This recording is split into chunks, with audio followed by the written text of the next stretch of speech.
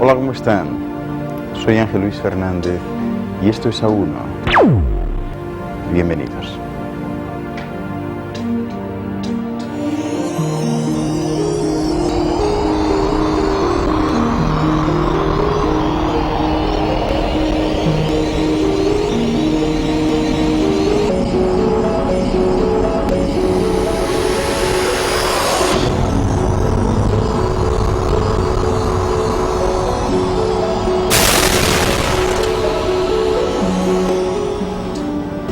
A1 es un programa de investigación y de búsqueda de la verdad perdida, de desvelar misterios y enigmas, de descubrir los secretos y recuerdos del futuro. Hoy les hablaré sobre una de las supersticiones que han calado más hondo en la humanidad, hasta el punto de tener sometidos a muchos seres humanos que se sienten incapaces de escapar de su yugo: la brujería.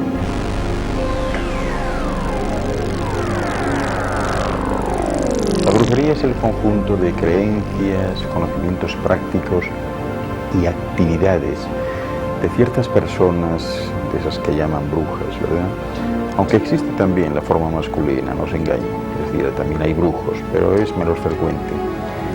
Personas que están supuestamente dotadas de ciertas habilidades mágicas que emplean con la finalidad de causar daño.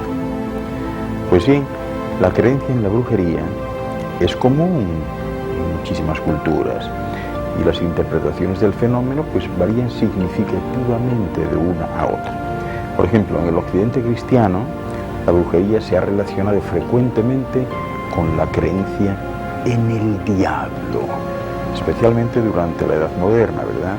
Y que se desató en Europa pues una obsesión por la brujería que desembocó en muchísimos procesos y ejecuciones de brujas, lo que denominaban entonces caza de brujas.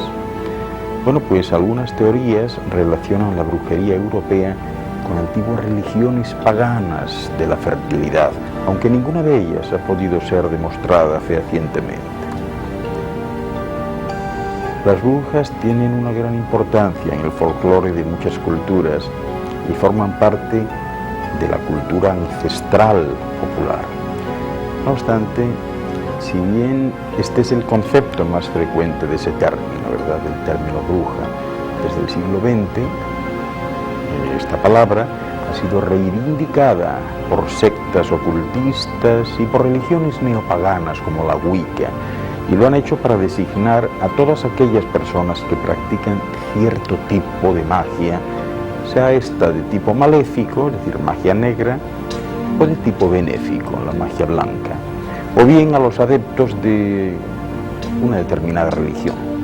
Y así, pues existe un uso más extenso del término, que se emplea para designar en determinadas sociedades a los magos o chamanes.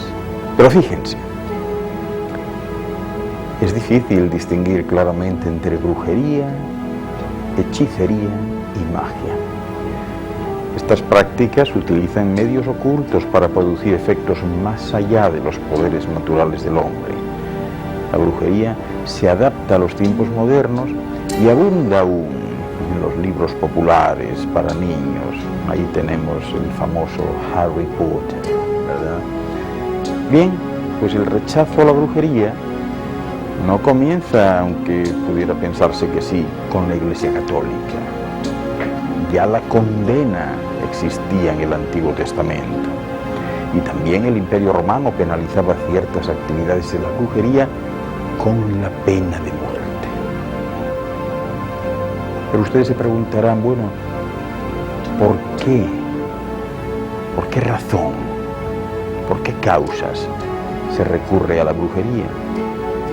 Bueno, y es que la ayuda que aparentemente ofrece la brujería pues se busca por diferentes razones. Fíjense, algunas de ellas pues son las siguientes que todos conocen.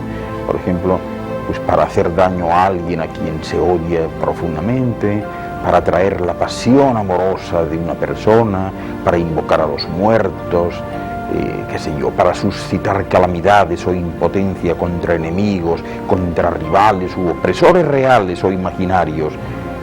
y hasta para resolver un problema económico se ha convertido en obsesión y ya no importa por qué medio se resuelva, el caso es que se resuelva y ahí entran los brujos a ofrecer sus servicios.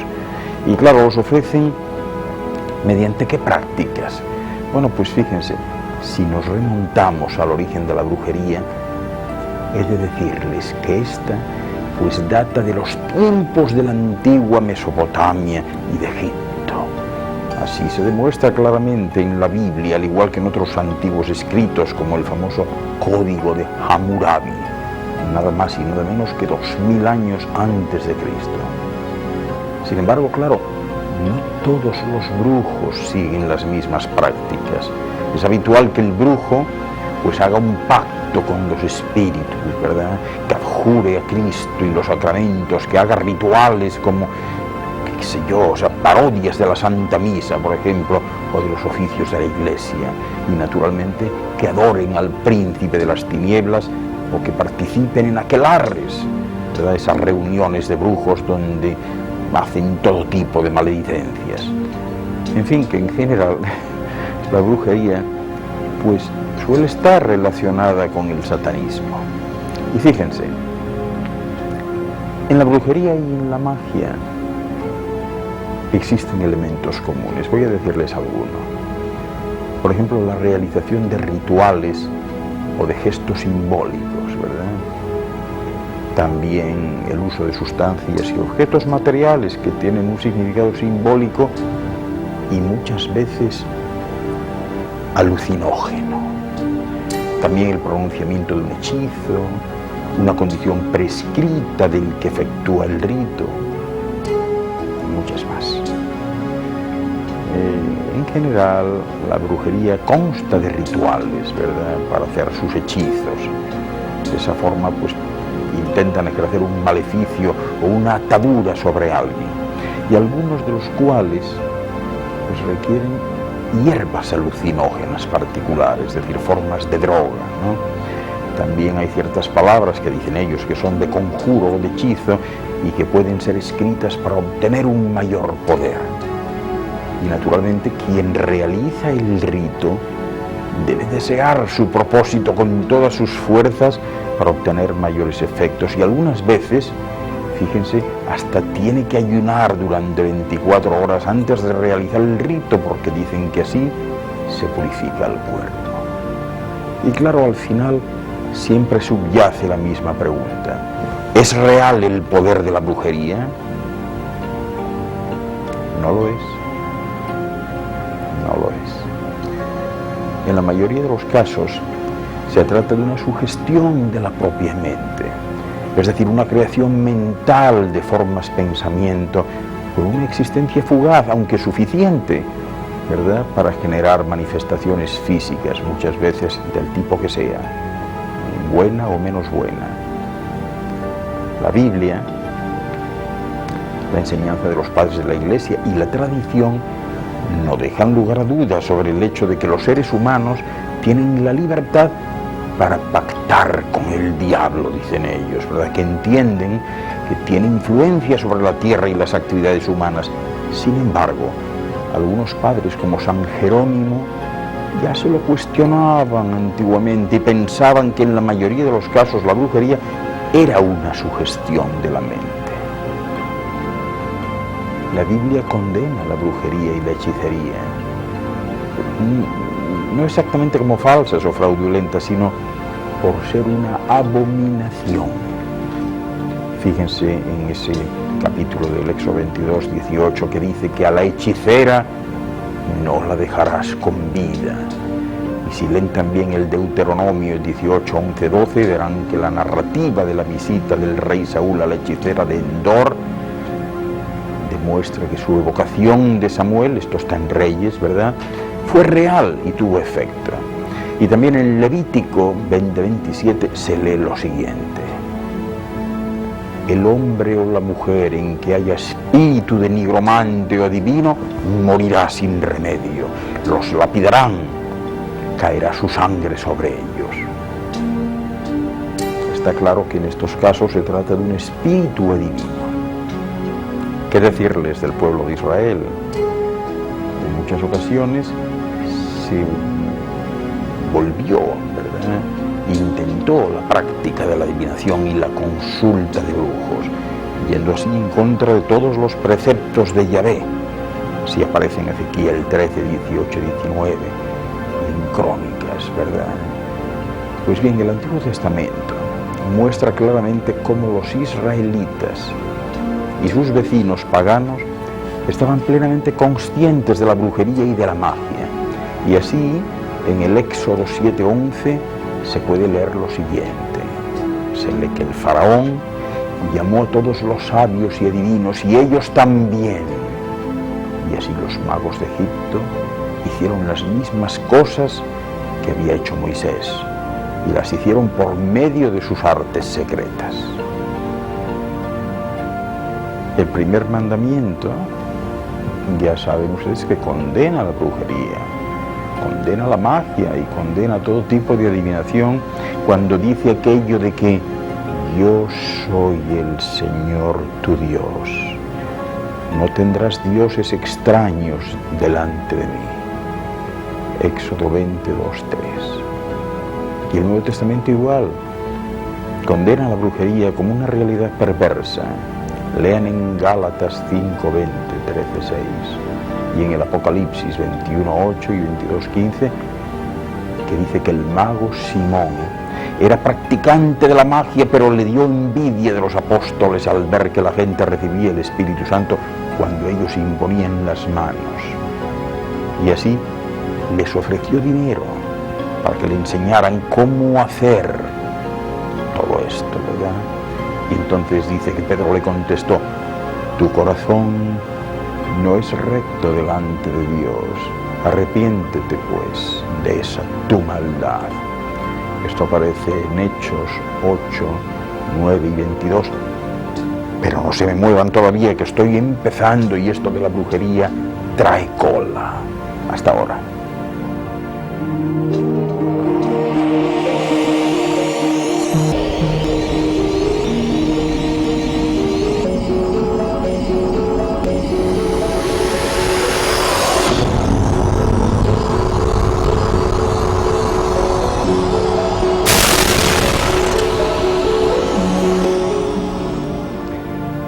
Pero claro, seguramente se preguntarán ustedes, ¿y qué se puede hacer contra las brujerías? ¿Hay algo que se puede hacer?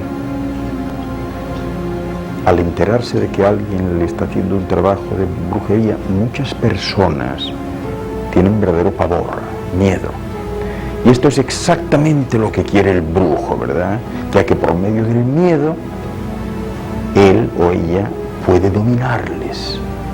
Otras veces las personas recurren a la brujería en momentos de desesperación, cuando creen que es el último recurso que les queda.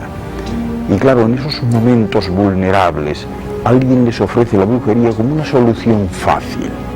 Fíjense, tenemos que remontarnos para entender cómo funciona esto a los tiempos de la Inquisición.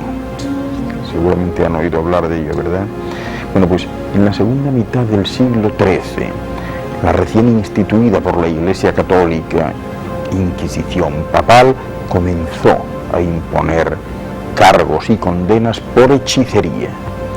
Y así Alejandro IV ordenó en 1258 que los inquisidores debían limitar sus intervenciones a casos especiales con alguna presunción clara de creencias heréticas. Así consta en el Manifeste Heresim Sapparent, ¿verdad? Pero como la brujería, con sus prácticas diabólicas, estaba muy ligada a la herejía, pues la persecución de brujas no se pudo evitar. En Toulouse, Francia, sede de la herejía de los cátaros, fue donde allá por 1275 se dio el primer caso conocido de una bruja que fue llevada a la hoguera. Y fue llevada por una sentencia jurídica de un inquisidor, Hugues de Bagnols-Gueusons, la Magique. La mujer aquella confesó lo siguiente, fíjense que esto es una cosa impresionante. confesó que había dado a luz a un monstruo, producto de su relación carnal con espíritus malignos, y además de haberlo alimentado con carne de infantes que conseguía y se procuraba en sus expediciones nocturnas. Claro, aquella gente alucinando, imagínense, la posibilidad de relaciones carnales entre los seres humanos y los demonios era aceptada increíblemente por algunos grandes teólogos como Santo Tomás y San Buenaventura. Y sin embargo, en la Iglesia prevalecía el sentimiento contrario. Hubo un testigo poco amistoso, ¿verdad?, con todo lo de la Iglesia Católica, un tal Riesler, ¿no?, que reconoce que entre los representantes oficiales de la Iglesia esta tendencia más saludable prevaleció hasta los umbrales de la epidemia del juicio de brujas, es decir, hasta avanzado siglo XVI. Y así, en el Sínodo Provincial de Salzburgo de 1569, en el Concilio Salisburgense, ¿verdad?, hubo una fuerte tendencia a prevenir la imposición de la pena de muerte en acusaciones de brujería, insistiendo en que éstas no eran más que ilusiones diabólicas. Pero no hay duda de que en el siglo XIV algunas constituciones papales, por ejemplo las del Papa Juan XXII y las de Benedicto XII o XII, Hansel Quellen Nudrensichen, impulsaron a los inquisidores a realizar enjuiciamientos por brujería y por otras prácticas mágicas, especialmente en el sur de Francia. Y tengo que decirles que hubo un juicio a gran escala en Toulouse allá por 1334 en el que se procesaron a 63 personas por ofensas de este tipo, y de ellas 8 fueron entregadas al poder secular para ser quemadas, y el resto fueron a prisión de por vida o con largas sentencias, ¿verdad? Bueno, 2 de las condenadas, las 2 eran mujeres mayores, después de ser torturadas, confesaron haber asistido a un aquelarre de brujas, haber adorado allí al demonio y ser culpables de indecencias con él, de orgías y de otras personas, ¿verdad?, con todos ellos allí, desnudos, comiendo carne de infantes, en fin, un desastre, ¿no? En 1324, también Petronila de Midia fue quemada en Irlanda por recomendación de Richard, obispo de Ossory. Y durante este periodo, las cortes seculares pues acusaban normalmente y enjuiciaban por brujería con igual o mayor severidad que los tribunales eclesiásticos, y usaban para ello la tortura y finalmente, ya saben, la hoguera. Pero no se conoce con exactitud qué enjuiciamientos de este tipo se llevaron a cabo en Alemania por los inquisidores papales durante los siglos XIII y XIV. Sí se sabe que alrededor del año 1400 pues hubo muchos enjuiciamientos de brujas en Berna, la capital de Suiza, a manos de un tal Pedro de Gruyère, que a pesar de lo que dice Riesler, era sin lugar a dudas un juez secular, no eclesiástico. Otros jueces seculares también operaban en Valais, y mataron a más de 200 brujas, y en Briançon, allá por 1437, consta en los anales de la historia que mataron a más de 150. Tremendo, ¿verdad? Algunos escritores han pensado que la bula Summis Desiderantes Affectibus del Papa Inocencio VIII, allá por 1484, fue la responsable de la fiebre contra las brujas. Pero esto, tengo que decirles que no es cierto. Esto no fue cierto realmente, porque las campañas antibrujas precedieron a esta bula famosa, y su efecto pues fue más bien el de ratificar el poder que ya había sido conferido a los inquisidores Enrique Institoris y Santiago Sprenger para tratar con crímenes de brujería y herejía, y pedir al obispo de Estrasburgo que apoyase a los inquisidores. Y así, esta bula papal, ¿verdad?, no pronunció ninguna decisión dogmática. Tal vez el libro Malleus Maleficarum, ¿verdad?, el martillo de las brujas, que se publicó unos 2 años después por los mismos inquisidores, haya sido posiblemente el que más incitó al mundo eclesiástico, ¿verdad?, al enjuiciamiento de brujas, y al mundo secular también, pero los enjuiciamientos de brujas en los siglos XVI y XVII fueron en su mayoría hechos por el poder secular. Y así llegamos a la situación de la brujería en la Edad Moderna, ¿verdad? Como les decía, a finales de la Edad Media, pues ya empezó a configurarse una nueva imagen de la bruja que tenía su principal origen en la asociación de la brujería con el culto al diablo, es decir, eso que algunos llaman demoniolatría, ¿verdad? Y por lo tanto con la idolatría, es decir, la adoración de dioses falsos, y la herejía, que ya saben que es la desviación de la ortodoxia, pues en esa dirección. Aunque el primer proceso pro brujería, en que están documentadas acusaciones de asociación con el diablo, tuvo lugar en Irlanda, en Kilkenny, allá por 1324-25, pero solo hasta el 1420 y 30 puede considerarse consolidado el nuevo concepto de brujería. Y así, pues existen variantes regionales, ¿verdad?, pero pueden describirse una serie de características básicas reiteradas, tanto en las actas de los juicios como en la abundante literatura culta sobre el tema que se escribió en Europa en aquellos siglos XV, XVI y XVII. Y bueno, pues, ¿qué les puedo decir? Que las principales características de la bruja, según los estudiosos teóricos del tema en aquella época, eran las siguientes. Fíjese, en primer lugar, para ser bruja tenía que volar en palos, o sobre animales, o demonios, ¿verdad?, y con ayuda de ungüentos. Después, los encuentros nocturnos con el diablo y con otras brujas en el sabbat o el aquelarre debían de ser crónicos. También los pactos con el diablo debían estar consumados, ¿no? Sexos sin inhibiciones con todos los diablos y demonios en forma de incubos y súcubos. Y finalmente, imprescindible, que ejercitasen la magia negra. Bueno, pues esta idea de la brujería, que era predominante en la Edad Moderna y la base de las cazas de brujas, era alarmante también en aquella época, ya que se extendió la idea de que las brujas conspiraban para extender el poder del demonio, del diablo, ¿verdad? Y la caracterización negativa de estas brujas, pues de alguna manera comparte algunas características con el antisemitismo, es decir, con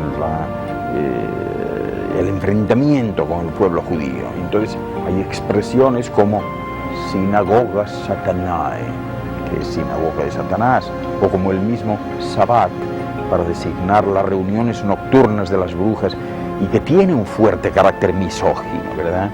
Aunque claro, no todos los sospechosos de brujería eran mujeres, porque hubo un significativo porcentaje de hombres procesados y ejecutados también por delitos de brujería.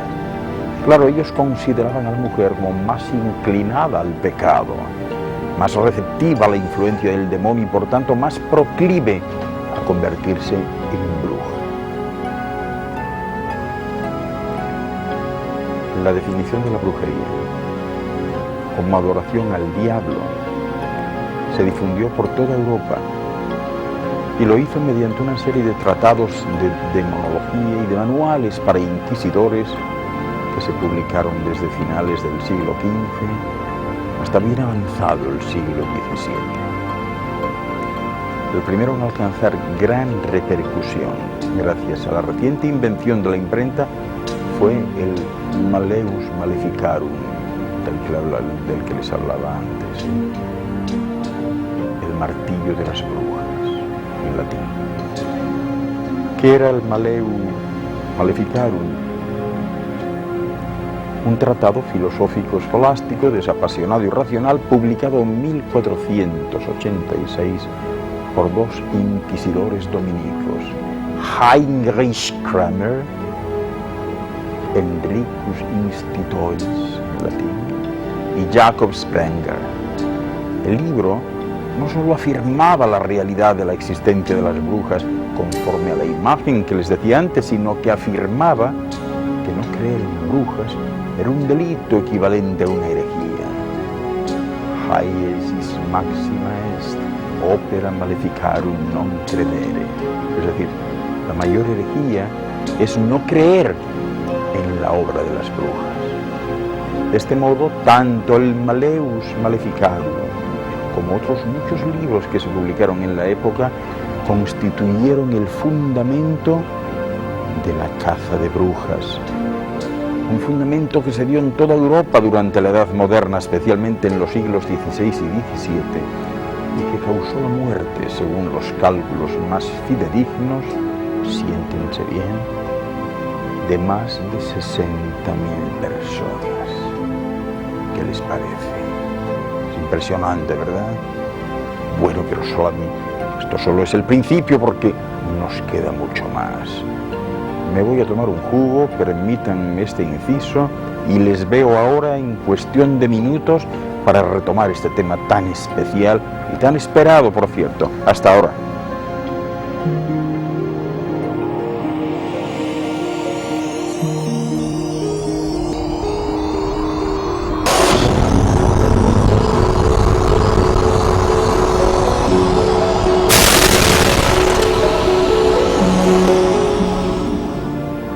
¿Han oído hablar alguna vez de los pactos con el diablo? Bueno, pues esta era la acusación principal. Fíjense, siempre se atribuía a los acusados de brujería un pacto con el diablo. Se creía que al concluir el pacto, el diablo marcaba el cuerpo de la bruja y que una inspección detenida del mismo podía permitir su identificación como hechicera. Ya saben ustedes que no era el diablo, naturalmente, quien marcaba el cuerpo aquel, sino la fogosidad de aquellos encuentros sexuales desinhibidos, ¿verdad?, que hacían en aquellos aquelarres nocturnos alrededor de una hoguera. Y mediante el pacto, la bruja se comprometía a rendir culto al diablo a cambio de la adquisición de algunos poderes sobrenaturales. Y entre aquellos poderes, lógicamente, pues estaba la capacidad de causar maleficios de diferentes tipos que podían afectar tanto a las personas como a elementos de la naturaleza. Es decir, ella le decía: yo te doy mi cuerpo y a cambio tú me das poderes, ¿verdad? En numerosas ocasiones, junto a estos supuestos poderes, se consideraba también a las brujas capaces de volar. Seguramente lo han visto en las películas, volaban en palos, en escobas, en animales, sobre demonios o con ayuda de ungüentos también, ¿verdad? E incluso dicen que algunas podían transformarse en animales, preferentemente lobos. Bueno, pues la supuesta capacidad de volar también se asienta sobre algunos informes remitidos por los inquisidores a Felipe II en España, ¿verdad?, tras su misión en Galicia, porque tanto Felipe II como sus antecesores solicitaron a la Santa Inquisición investigaciones sobre la veracidad de las leyendas populares en lo relativo a la capacidad de volar se refiere. En los primeros informes se afirmaba no haber encontrado nada que pudiera confirmar las historias populares, pero ay amigo, las investigaciones posteriores cambiaron radicalmente y en los siguientes escritos los inquisidores afirmaron ni más ni menos que haber visto volar a las brujas y haberlas visto salir por las chimeneas con sus escobas. Es tremendo esto, ¿verdad? Bueno, pues imagínense lo que sería el aquelarre. ¿Han oído hablar de aquelarre? Bien, se creía que las brujas entonces celebraban reuniones nocturnas, auténticas orgías en las que adoraban al demonio. Y estas reuniones pues recibían distintos nombres en la época, aunque predominaban dos: el sabbat y el aquelarre.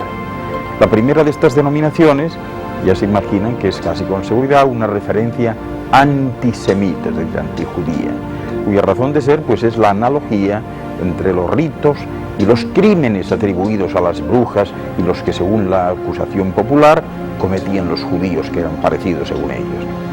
La palabra aquelarre, por el contrario, procede del vasco, del euskera, aker, que quiere decir macho cabrío, y larre, que quiere decir campo, en referencia al lugar en el que se practicaban dichas reuniones y orgías, porque ante la ausencia de varones, muchas veces practicaban zoofilia, y es verdad que llevaban machos cabríos y allí se lo hacían con ellos, ¿verdad? Y con aquellos otros desinhibidos que no creían que eso pues constituía ningún tipo de pecado ni ningún tipo de problema, y que por el contrario pues decían que les venía bien para evitar la represión tremenda que los tenía encerrados en sus casas. Bueno, pues según se creía, en los aquelarres se realizaban ritos que suponían una inversión sacrílega de los cristianos. Entre ellos estaban, por ejemplo, la recitación del credo al revés, la consagración de una hostia negra que podía estar hecha de diferentes sustancias, o la bendición con hisopo negro. Y además, casi todos los documentos de la época hacen referencia a opíparos banquetes, ¿verdad? Con frecuencia también a la antropofagia y a una gran promiscuidad sexual, sobre todo a esto último, ¿verdad? Hay una acusación muy común en la época, que era la del infanticidio, porque no faltaba quien decía que sacrificaban a niños pequeños para comérselos. En fin, la principal finalidad de los aquelarres era, sin embargo, siempre, según lo considerado cierto en aquella época, la adoración colectiva del diablo, ¿verdad? Y profundizando más, del falo del diablo, quien se personaba en las reuniones en forma humana o animal, macho cabrío, gato negro, etc., en un ritual que simbolizaba esta adoración y que consistía generalmente en comenzar besando el ano al diablo, osculum infame. Y en estas reuniones el diablo imponía también supuestamente su marca a las brujas y les proporcionaba drogas mágicas para realizar sus hechizos. Esto era cierto, drogaban a aquellas mujeres para hacerles de todo, y luego ya se pueden imaginar cómo aparecía el cuerpo a la mañana siguiente, después de la profusión, ¿verdad?, del contacto sexual, y arañazos y de todo, en fin. Se creía entonces que los aquelarres se celebraban en lugares apartados, lógicamente para que no les viesen, generalmente en zonas boscosas, y algunos de los más célebres escenarios de estos aquelarres pues fueron ni más ni menos que las cuevas de Zugarramurdi en Navarra, en España, y las Huixas cerca de Villanueva, en la provincia de Huesca, pero también el Monte Brocken, mencionado en el Fausto de Goethe, en Alemania, el famoso Karnak en Francia, el Nogal de Benevento y el Paso de Tonale en Italia, y muchas más, ¿verdad? Así que se creía que algunos de estos aquelarres se celebraban en lugares muy lejanos de la residencia de las supuestas brujas, y que por tanto pues tenían que hacer uso de sus poderes sobrenaturales para poder desplazarse allí, y lo hacían volando. Por ejemplo, se acusó a algunas brujas del País Vasco francés de asistir a aquelarres en Terranova. Algunas fechas se consideraban también especialmente propicias para la celebración de aquelarres, aunque varían según las religiones. Fíjense, una de ellas era la noche del 30 de abril al 1 de mayo, conocida como la noche de Walpurgis. ¿Recuerdan haberlo oído? En fin, y ello nos conduce, pues, a tocar el tema de las metamorfosis de estas brujas y brujos, porque todas las culturas, ¿verdad?, tienen las atribuciones de las capacidades de magos, brujas o hechiceros de transformarse en animales. Todas las culturas hablan de esta posibilidad de estos hechiceros de convertirse y transformarse en animales. La cultura popular del norte de Europa, por ejemplo, atribuye a las brujas la transformación preferente en gatos negros. Y así, entre las diversas manifestaciones del chamanismo en el norte del continente americano, también está el nahualismo mexicano, según el cual el brujo o bruja pues puede transformarse en su animal protector, que puede ser tanto volador como terrestre, doméstico o salvaje, da igual. En América del Sur, según la tradición de Chile y algunas zonas de Argentina, la transformación de las brujas era principalmente en aves, aunque también se mencionan otros animales, ¿verdad?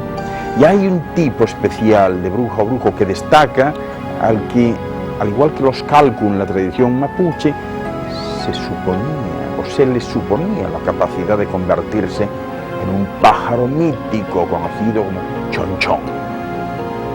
En Perú también, los chamanes suelen convertirse en animales de granja, como por ejemplo puede ser un cerdo o una cabra, ¿verdad? Y en fin, hay montones de prácticas mágicas, de transformaciones que hacen, ¿verdad?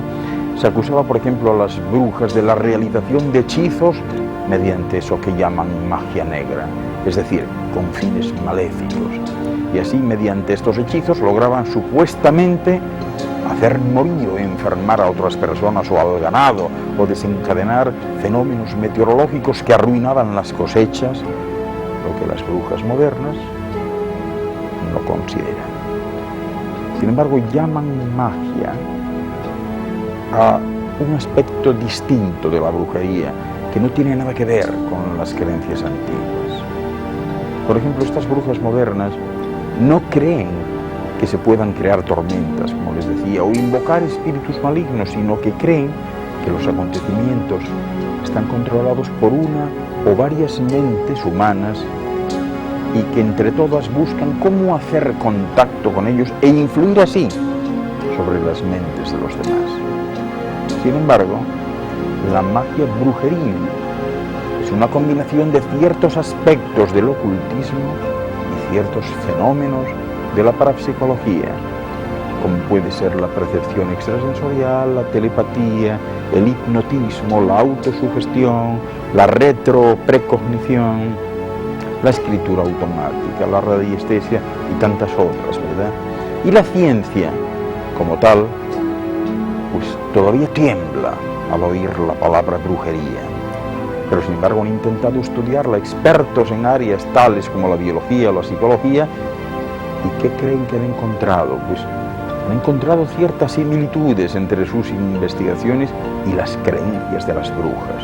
Y quién sabe, tal vez la ciencia del futuro pues puede investigar esta práctica, porque por ahora la gran diferencia es solamente la fe, ¿verdad? La fe de las personas que se creen o no se creen en mayor o menor grado que esto puede ser verdad. En sí misma la magia no tiene sentido moral alguno, porque se utiliza tanto para el bien como para el mal. Pero es raro ver que sean prácticas maléficas, ¿verdad? Las brujas, hoy por hoy, plantean que su magia no es infalible, pero dicen que el porcentaje de efectividad es tan alto como para atribuirlo a una simple casualidad. Y creen que todas las personas pues tienen un cierto potencial paranormal que puede ser desarrollado con un aprendizaje. Pero claro, también se necesita del conventículo de la fe y del ritual para que así cada miembro contribuya en alguna medida. Por otra parte, también son ustedes conscientes que la publicidad ha creado un aura de sensacionalismo erótico en torno a la brujería que atrae a neuróticos, exhibicionistas o personas inmaduras e inestables. Las brujas en realidad son serias y más quisquillosas que sus demás congéneres. Incluso tienen estrictamente prohibido develar su condición de brujas. Además, los cultos de iniciación pues no son nada bárbaros, ¿verdad? Como beber sangre o danzar desnudas, eso ya no se hace, sino que es algo místico, como un sueño místico y sublime para quien de verdad pues pueda llegar a creer en esto. En otras palabras, hay más brujas de las que se cree, están ahí, y aunque en definitiva se cuestione su actividad, lo cierto es que siguen operando sin problemas de ningún tipo y sin regulaciones de ningún tipo. No se muevan, que enseguida regreso. Hasta ahora.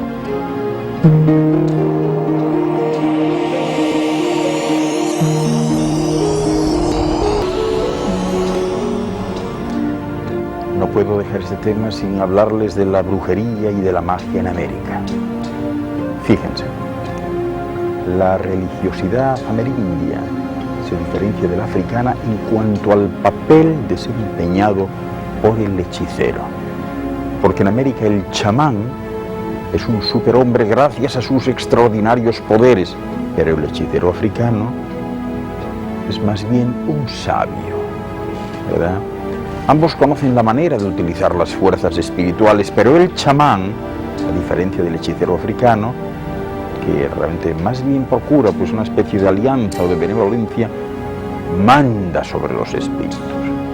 Bueno, pues según el animismo africano, los espíritus pueden poseer a cualquier persona. Sin embargo, en la versión amerindia, los espíritus poseen tan solo al chamán. Y así, este puede transferir su alma al cuerpo de animales u otras personas, suspendiendo las funciones vitales del propio cuerpo, ¿verdad? Mientras que el hechicero africano no hace esto. En ambos animismos, las almas de los fallecidos influyen en los acontecimientos de la vida y están en íntimo contacto con los vivos. Sin embargo, el manismo pues no es precisamente un aspecto desarrollado por los amerindios, que más bien temen instintivamente a los fantasmas y procuran alejarlos a base de constantes ofrendas. Es decir, que los amerindios, en resumen, creen en lo siguiente, fíjense, creen en la existencia de un ser supremo, una fuerza, un espíritu que no suele interferir en los asuntos humanos y al que no es preciso tributar culto, adoración ni alabanza alguna. También creen en la existencia de fuerzas o espíritus no humanos, invariablemente hostiles a los hombres, cuyos fetiches son los bosques, los ríos, las montañas, los animales, los fenómenos geológicos, los fenómenos meteorológicos y muchos otros, ¿verdad? También creen en la intervención dañina de las almas de los hombres y de los animales muertos, y así en sus venganzas, en sus apariciones, etc. Creen también en los extraordinarios poderes del chamán, que radican no tan solo en su ciencia, sino en sus facultades parapsicológicas, que le permiten obrar milagros, ¿verdad?, y prodigios. También creen que son fetiches las maracas, algunas drogas, el tabaco, algunas bebidas, collares y pulseras y muchas otras cosas. Ellos sostienen que las almas, durante el sueño, pueden abandonar los cuerpos y extraviarse, pudiendo ser capturadas por el chamán a fin de utilizarlas para sus fines.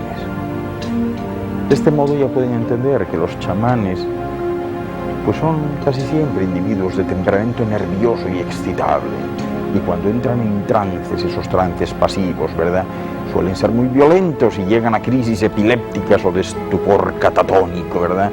Y los más activos, es decir, cuando es él quien posee en vez de ser poseído, pues entran en catalepsia, es decir, el estado de muerte aparente, mínimo consumo de oxígeno y rigor mortis, ¿verdad?